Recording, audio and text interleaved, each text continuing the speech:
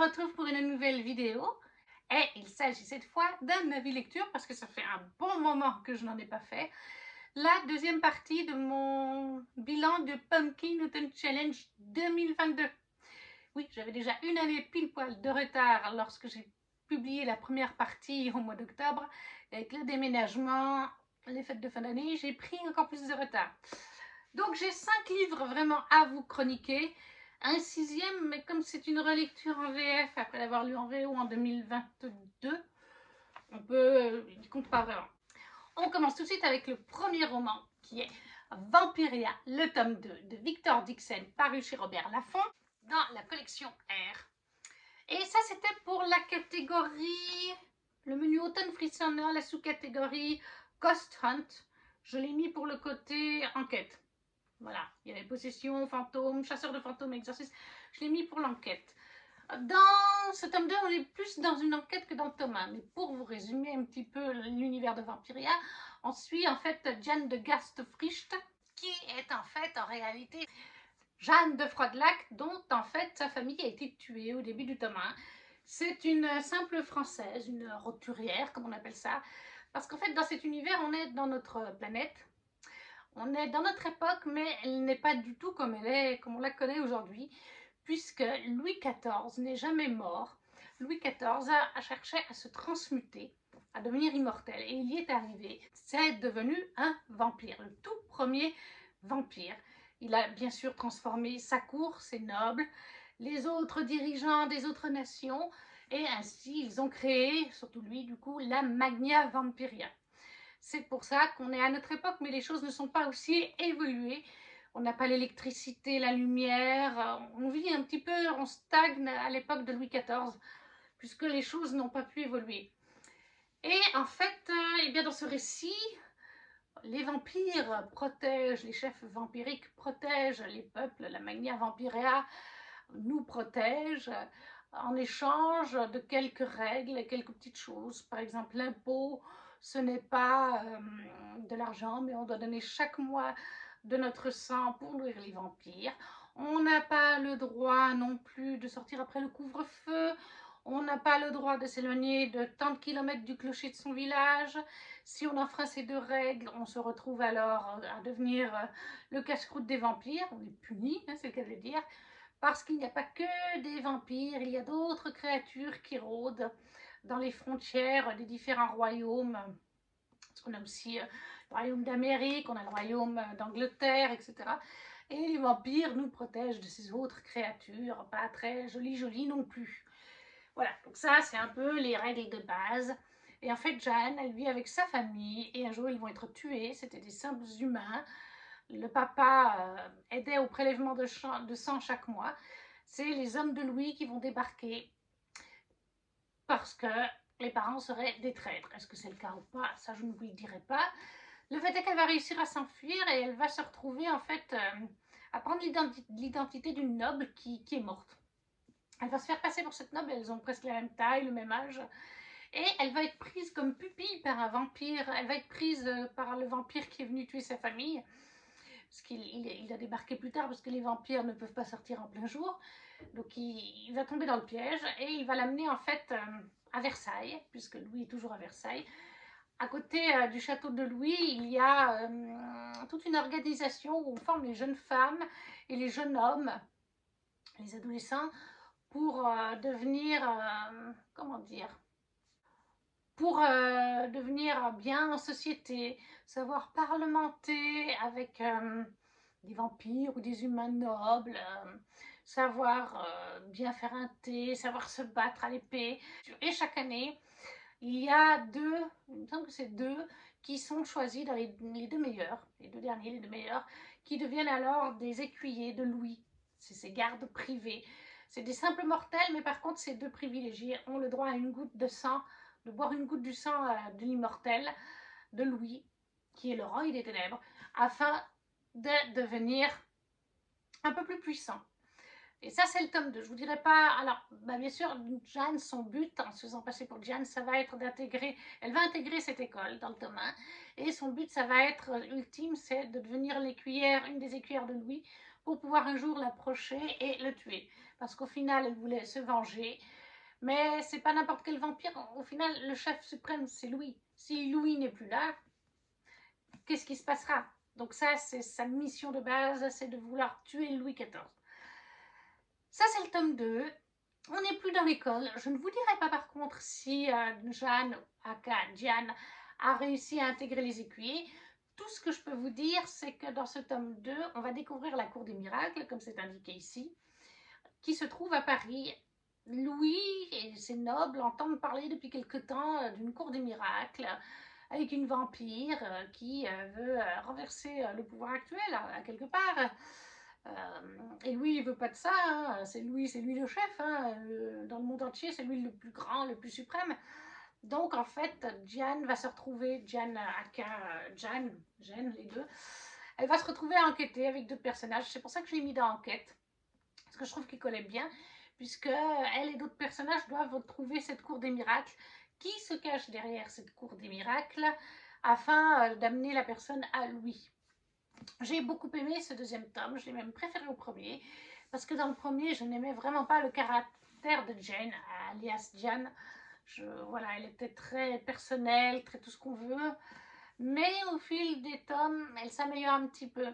Elle crée des liens un petit peu dans le tome 1 et là aussi dans le tome 2 avec certaines personnes. Elle commence à en créer.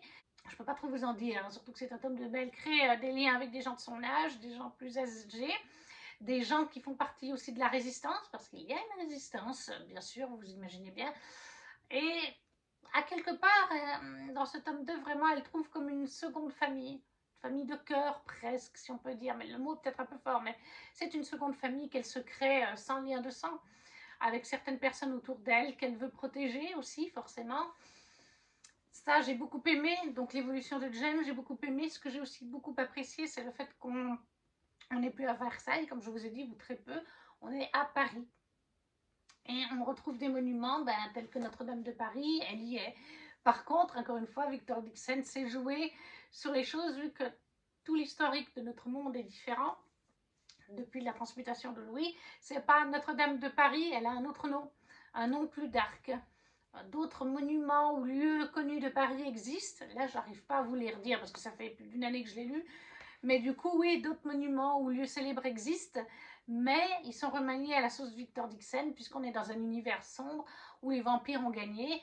Donc bien sûr que ça ne va pas être des noms, par exemple, à connotation religieuse du côté de Dieu, vous imaginez bien. On continue aussi de développer, il y a tout un aspect mystère.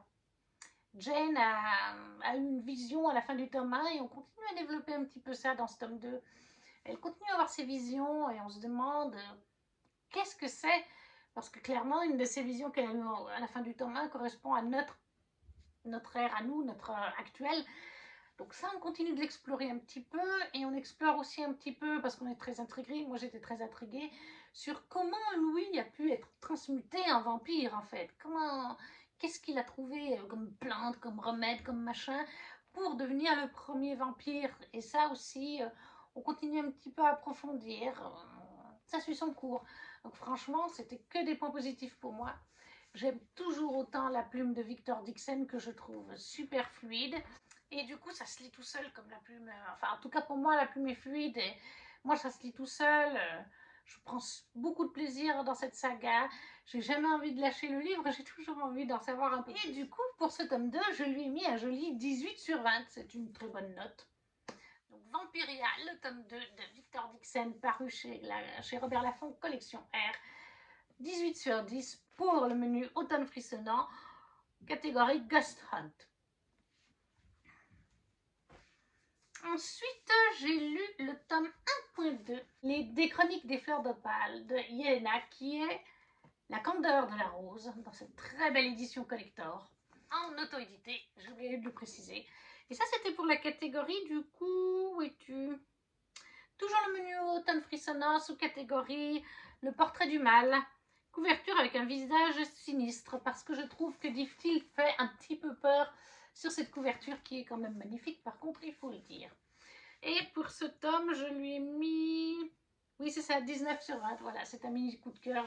J'adore vraiment cette saga. Mais pour vous parler du tome 1.1, on va suivre, en fait on est dans un univers de fantasy complètement inventé, et on va suivre Diftil. Elle est issue d'un peuple qui ont à la naissance une marque sur leur peau. En général, je crois que c'est sur les mains.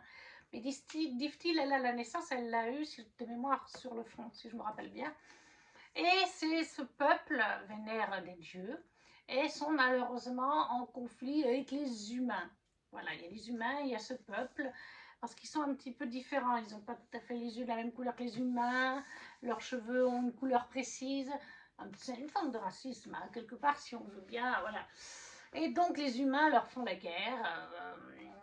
Ce qui est fou, c'est qu'en plus, ils ont certains dieux et déesses qu'ils vénèrent en commun, mais c'est juste que, encore une fois, on est sur un conflit de couleurs, quelque part, hein, de race. Et Diftil est petite fille, quand le récit commence, elle vit avec sa maman et son frère, leur papa est mort, son petit frère, et leur village est attaqué par les humains. Village qui se trouve pas loin de la frontière des humains d'ailleurs, et elle va réussir à fuir avec son petit frère alors que leur maman va mourir. Ils vont devoir se séparer pour avoir plus de chances de ne pas se faire attraper par les humains qui viennent tuer tout le monde dans le village. Et ils doivent se retrouver à un endroit. Sauf que malheureusement, ils ne vont pas se retrouver. Diftil va y aller, son petit frère ne sera pas là, elle va s'enfuir pour ne pas se faire prendre. Elle va traverser chez les humains et là, elle va se retrouver dans une sorte d'église. Puisque comme je vous dis, il y a toute une religion autour de ça, il y a des dieux et tout ça. Elle va se retrouver dans cette église et le prêtre, le pasteur, bref, l'homme de religion et les nonnes vont se rendre compte qu'elle possède, que c'est une du peuple adverse, bien sûr, mais qu'elle a par contre sur son front le signe de la déesse. C'est la déesse la plus puissante de tous les dieux et déesses. Et ils vont décider de la protéger, de la cacher dans leur église. C'est pas vraiment une protection cachée, c'est plus... elle est plutôt prisonnière, mais elle ne s'en rend pas compte, Diftil. Donc elle va grandir là. Elle va se faire un humain comme amie quand même. Par inadvertance, ils vont se croiser, ils vont devenir amis sans que, bien sûr, les hommes et les nonnes et le prêtre ne le sachent. Elle va grandir et puis un jour va débarquer son petit frère à sa fenêtre, littéralement, Naïd. Alors, bien qu'il lui faille quelques secondes pour être sûr que c'est bien lui, il y a des choses qui ne trompent pas. Et en fait, Naïd va vite fait, très grosso modo, expliquer qu'il a survécu, comment, mais surtout, il est là pour venir la chercher parce qu'elle est en danger. En effet, le prêtre, les nonnes sont sincères, mais le prêtre, lui, n'est pas sincère. Nayad va réussir à prouver à Diftil que c'est vrai. Ça, c'est le tout début du roman, je vous spoil pas vraiment. Et du coup, ils vont partir. Nayad, Nahid, Diftil et Astérion, l'être humain, qui est en fait amoureux de Diftil, ils partent tous les trois.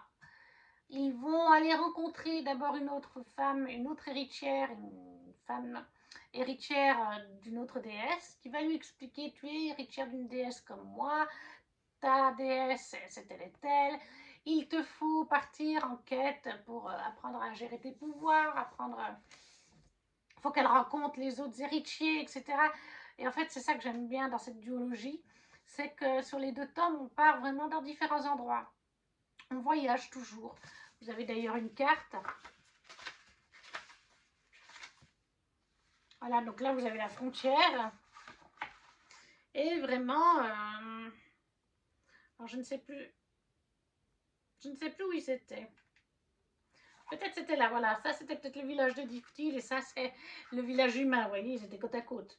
Mais voilà, elle va partir, elle va aller à un moment donné, je ne sais plus, je crois qu'elle va là, à un moment donné, je ne sais plus, elle va peut-être par là.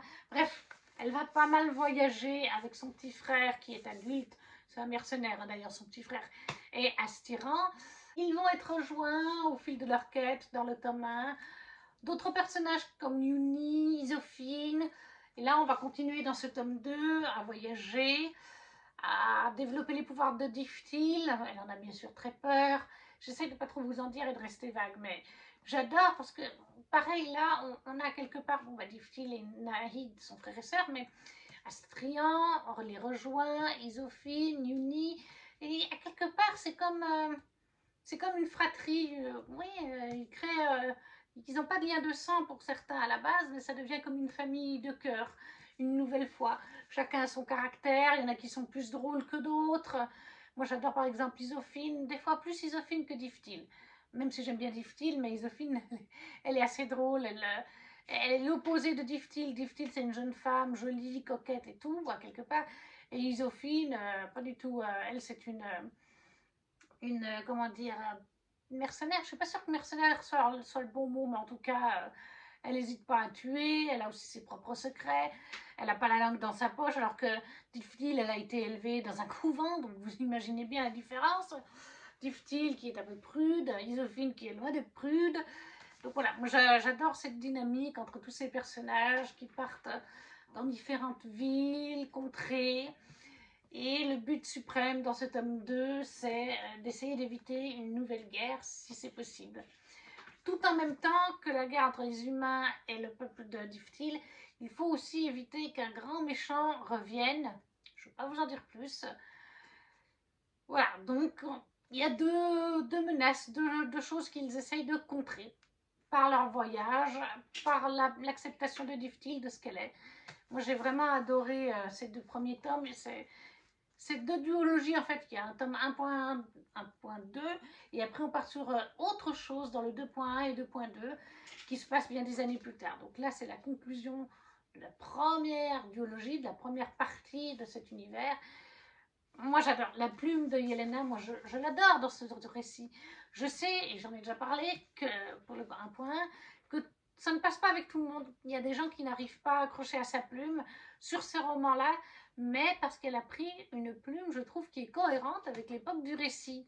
Voilà, des fois, c'est vrai que c'est pas souvent, mais de temps en temps, tout d'un coup, dans un récit fantastique qui se passe dans un univers de fantasy inventé comme là, mais qui correspondrait chez nous au Moyen-Âge ou quelque chose comme ça, on a tout d'un coup des mots que je trouve parfois trop modernes, des expressions qui font trop modernes, qu'on n'avait pas à cette époque-là.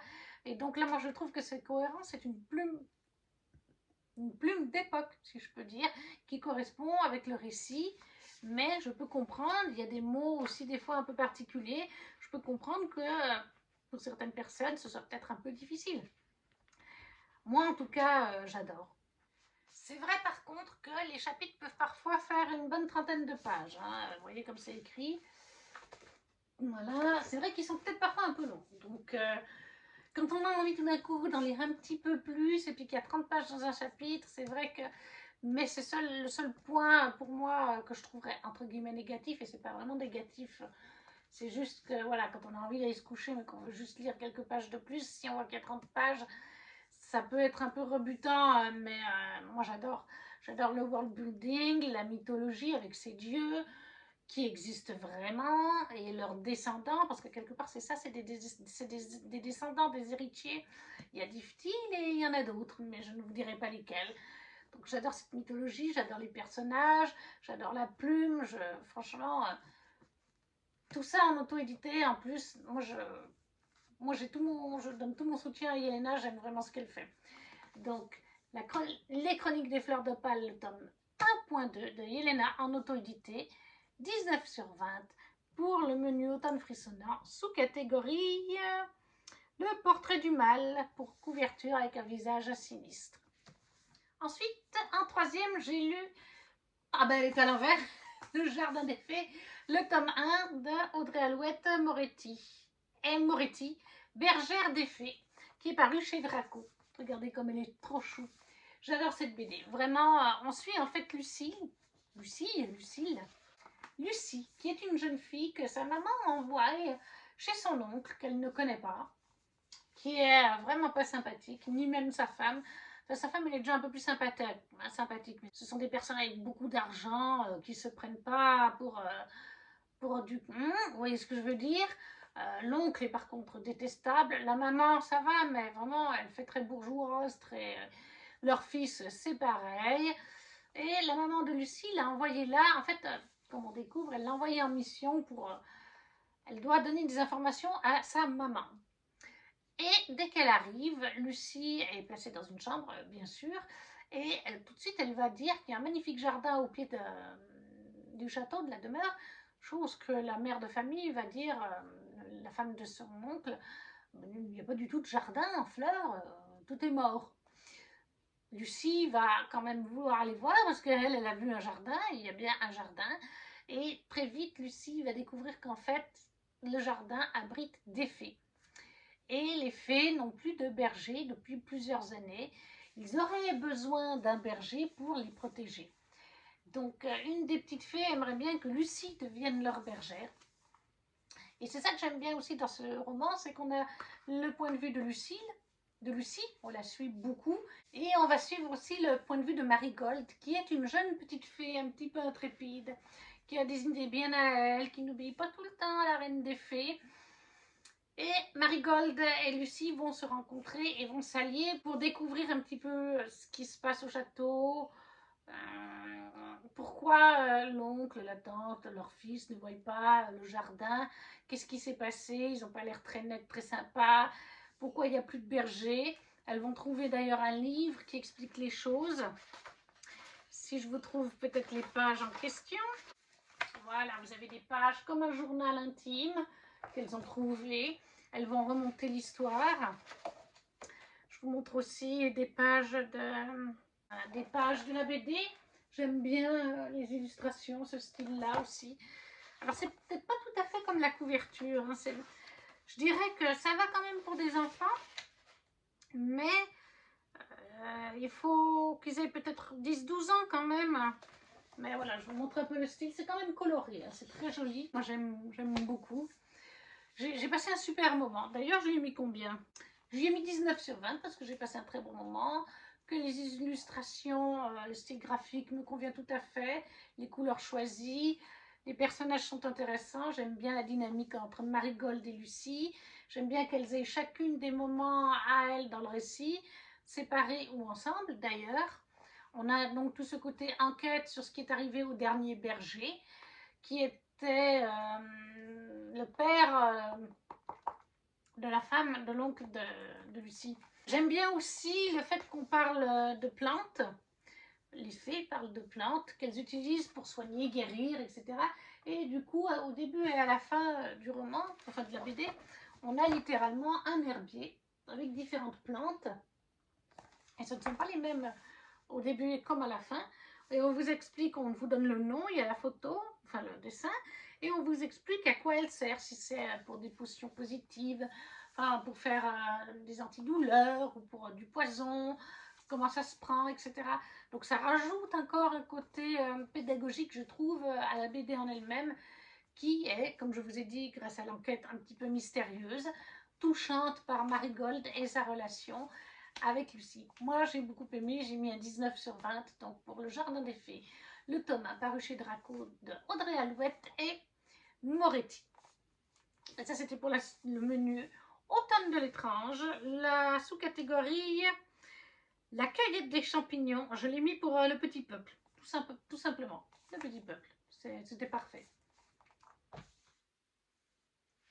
En passant au prochain roman, alors bon, il y a légèrement, il me manque un tome entre deux, mais vous l'aurez une autre fois en avis de lecture, le tome 2.2 de la Guilde des Ombres d'Anatrice, paru chez Plume Blanche.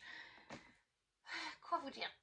Pépite, pépite, pépite. Comme tout ce que Anatrice fait, mais encore plus la Guilde des Ombres, je vous en ai déjà parlé plusieurs fois pour le 1.1 et le 1.2.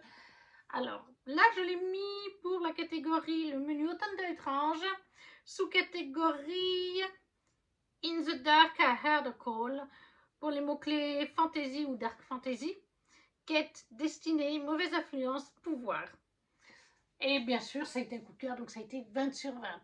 Dans la Guilde des Ombres, le tome 1.1 uniquement, on suit Panama, qui est une jeune fille qui a une dizaine d'années et qui a un pouvoir de mort dans ses mains. Sitôt qu'elle touche quelqu'un, par sa volonté, elle peut le tuer. Ses parents sont tous les deux morts, elle va être séparée de son petit frère. Lui va rester avec leur oncle, mais comme elle est étrange, l'oncle a cerné qu'il y avait un truc avec elle. Du coup, il l'a envoyée dans un orphelinat. Et un jour, deux hommes de la Guilde des Ombres, Fournaise et Faucheur, débarquent. Fournaise est un des deux chefs de la Guilde des Ombres et Faucheur est le haut maître de la Guilde des Ombres. Ils vont parler avec Panama et lui proposer de rejoindre leur guilde parce qu'ils ont entendu parler d'elle et de son don qui est déjà actif de donner la mort. une donneuse de mort.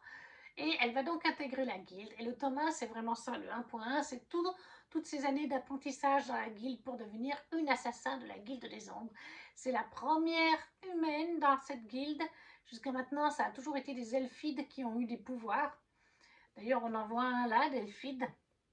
Ils ont la peau plutôt grise-bleue, contrairement aux elfes, leurs cousins, qui sont aussi présents, mais qui ne sont pas dans la guilde des ombres. Les elfes sont très gentils, les elfides, guilde des ombres, guilde d'assassins, vous imaginez bien que c'est pas la même chose.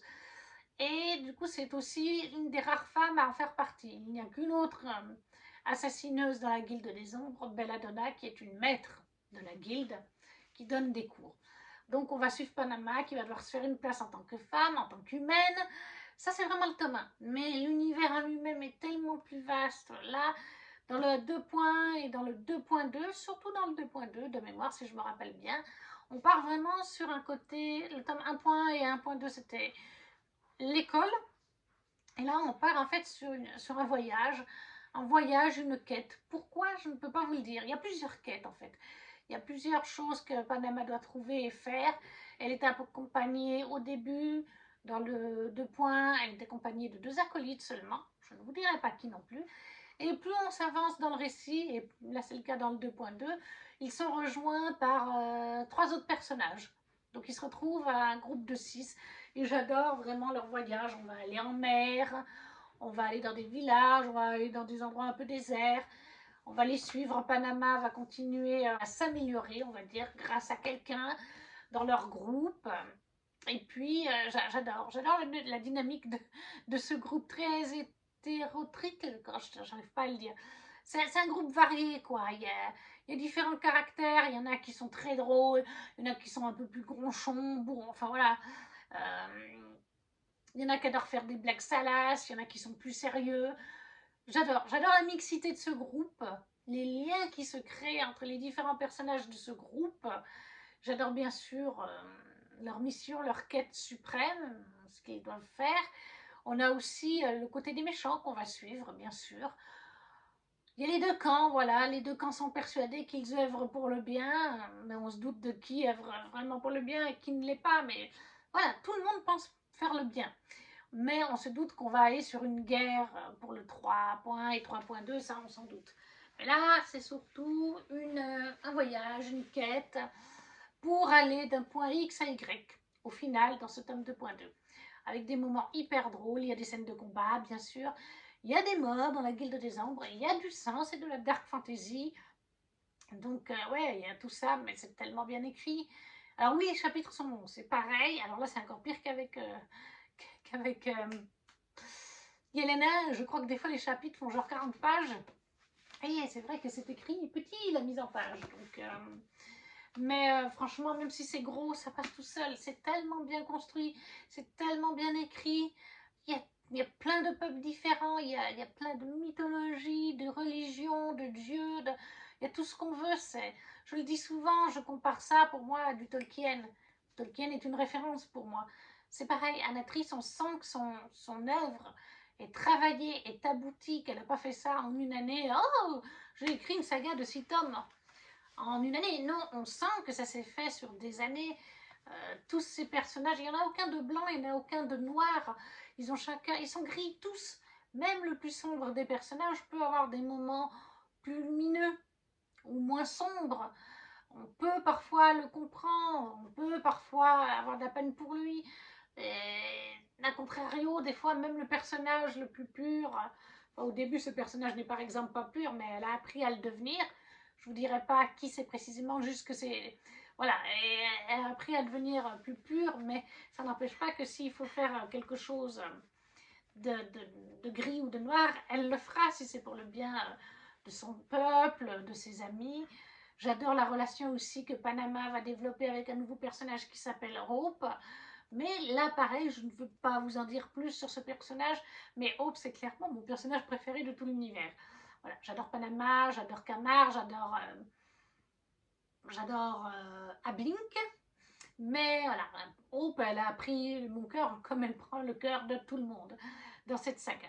Moi, franchement, je ne peux que vous le conseiller. Si vous voulez lire un récit adulte, vraiment mature, bien travaillé, et autant pour les hommes que les femmes, hein, d'ailleurs. C'est pas un récit juste pour les filles, hein, parce que des fois on peut se dire oui, ça c'est pour les femmes. Non, non, là c'est autant, c'est pour tout le monde. C'est à mettre à mettre dans les mains d'hommes comme femmes, tant qu'on est adulte. Voilà, et qu'on sait qu'on va se lancer dans quelque chose d'un peu dark. Donc, La Guilde des Ombres, tome 2.2 d'Anatrice, qui est d'ailleurs le don de vie, chez Plume Blanche, 20 sur 20, énorme coup de cœur, bien entendu. Et ça, je l'ai mis dans le menu Automne de l'étrange, sous catégorie le In the Dark Air de Cole.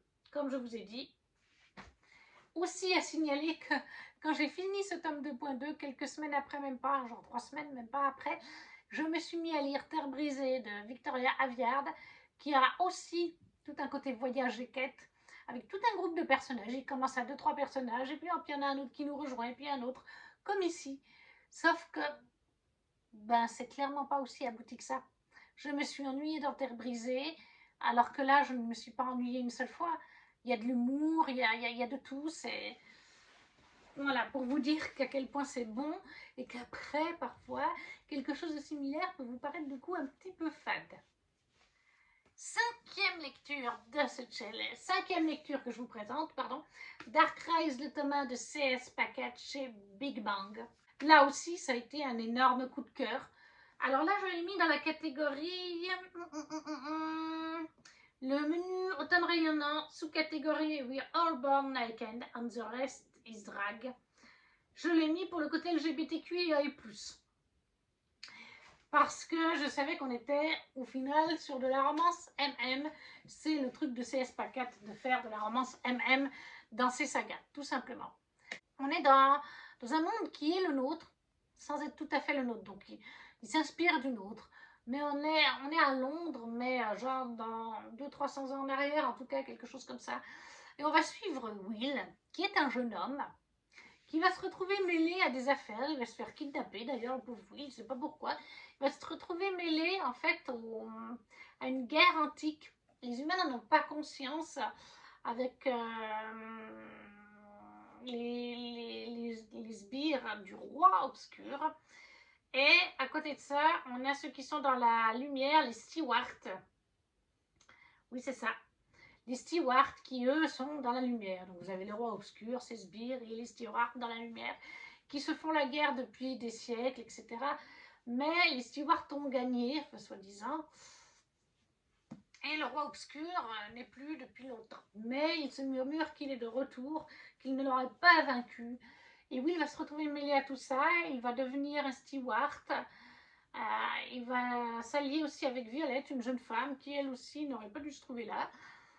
Ils vont rejoindre les stewards, mais au fil du récit, on va découvrir des choses. On va commencer à creuser la mythologie avec le roi obscur, les deux guerres entre les deux clans. Il y a bien sûr des pouvoirs de la magie un peu là-dedans, bien entendu. Et en fait, un personnage est censé à un moment donné, comme une prophétie, venir et complètement finir de détruire le roi obscur. Voilà, donc c'est un peu tout ça à la fois. C'est dur de vous en parler sans vous spoiler. J'ai vraiment adoré. J'ai une nouvelle fois la plume de 16 paquettes a su me surprendre.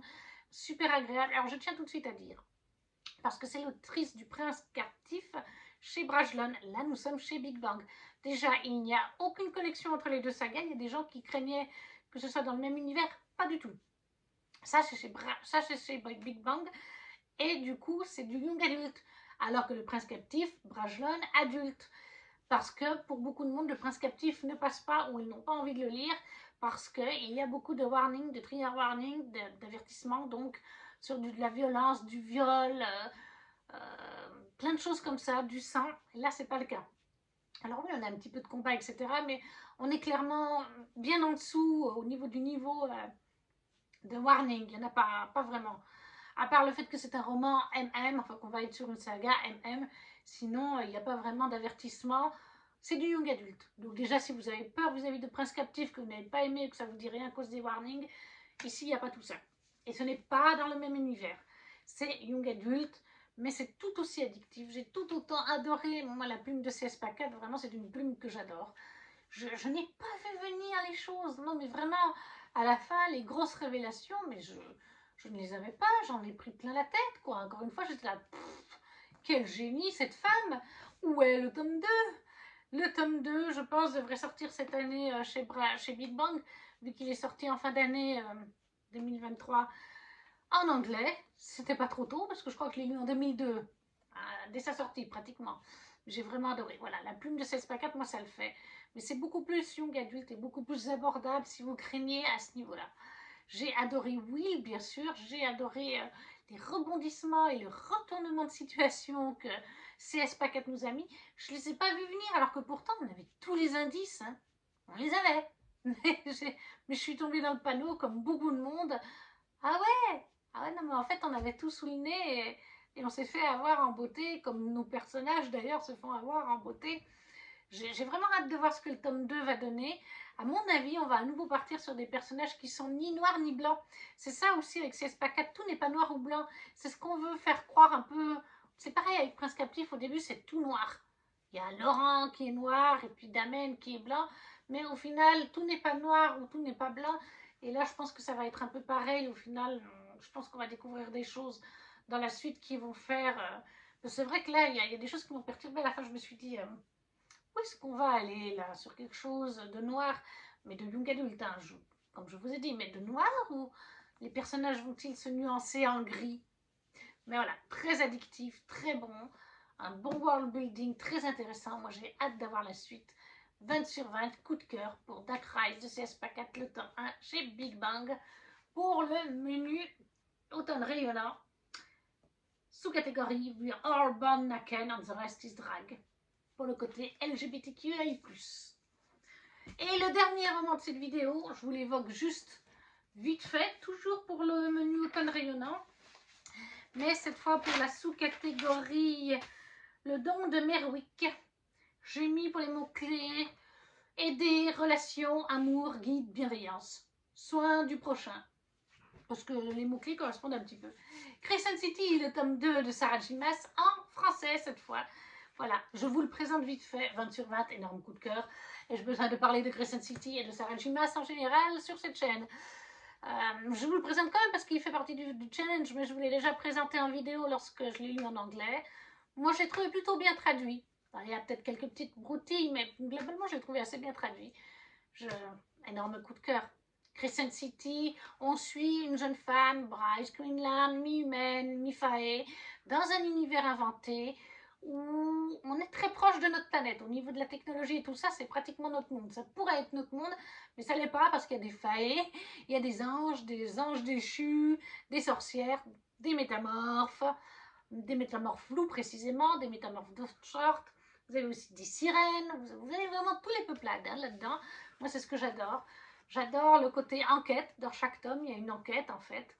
Là, eh bien, en effet, Bryce va se mêler à une enquête parce un enfant est concerné et que Danica est elle aussi concernée.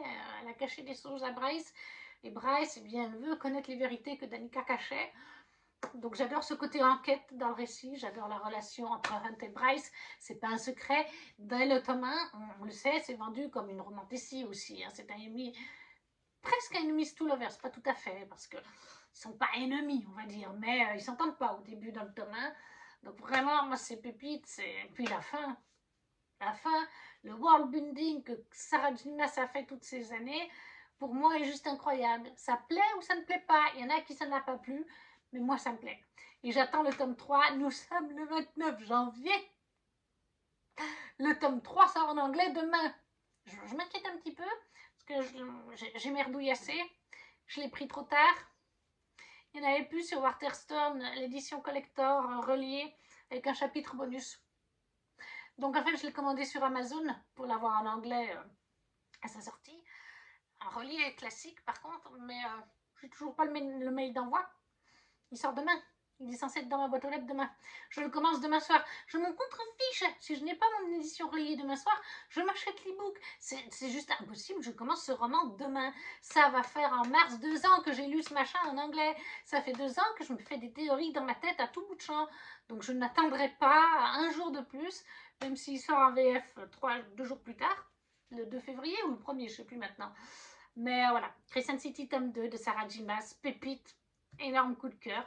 Je peux que vous conseiller cette saga et toutes les sagas de Sarah J. Maas. Voilà, pour cette vidéo, nous avons terminé.